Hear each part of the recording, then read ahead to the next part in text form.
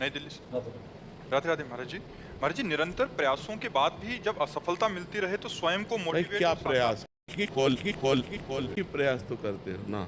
अपने पूर्व पाप के नष्ट करने का प्रयास तो नहीं करते कि आप कोई अनुष्ठान कर रहे हैं, आप भजन कर रहे हैं, आप परोपकार कर रहे हैं, आप तीर्थयाटन कर रहे हैं पवित्र भाव से, ये तो सब कुछ है नहीं। तो पूर्व में जो पाप कर्म किया है, अब जो आप सफलता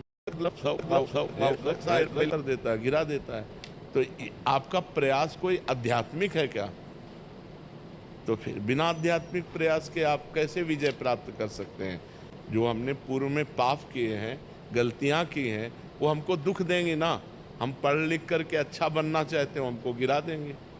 हमारे पास सर्टिफिकेट लेकिन नौकरी नहीं मिलेगी, व्यापार में पैसा लगाते लेकिन सफलता नहीं मिलती, तो वो हमको दुख देगा ना पाप कर्म। तो उस पाप कर्म को नष्ट करने के लिए हम क्या प्रयास करते हैं? विचार कीजिए। कोई प्रयास नहीं करते ना, तो उसके लिए प्रयास करो। हम कह रहे हैं कुछ मत करो, राधा राधा राधा राधा राधा नाम जपना शुरू करो। काउंटर लो और गिनती से 50,000 रोज नाम जप करो। फिर हमें बताओ लंबे समय तक, ये नहीं कि अब 4 दिन बाद हमसे प्रश्न करो कि 50,000 नाम जप किया, हमारी नौकरी नहीं लग गई, हमारा काम नहीं बना। लंबे समय तक जप कीजिए, फिर देखिए सफलता मिलती है कि नहीं। कुछ जने बिना प्रयास के भी महाराज जी, क्या उनका पूर्व का प्रारब्ध?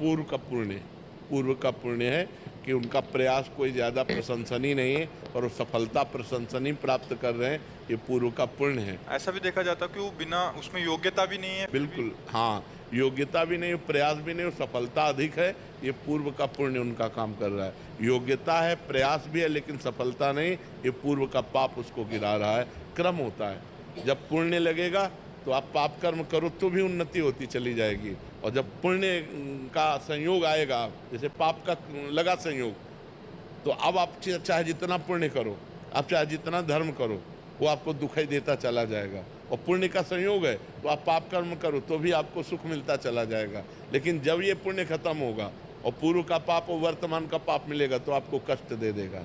और जब उनका पाप नष्ट हो जाएगा तो ये पुण्य और वो पुण्य पीछे का जब मिलेगा तो उनकी उन्नति हो जाएगी। ये एक क्रम है ईश्वरीय, जो ईश्वरी भागवती है, जो क्रम है वो ये है।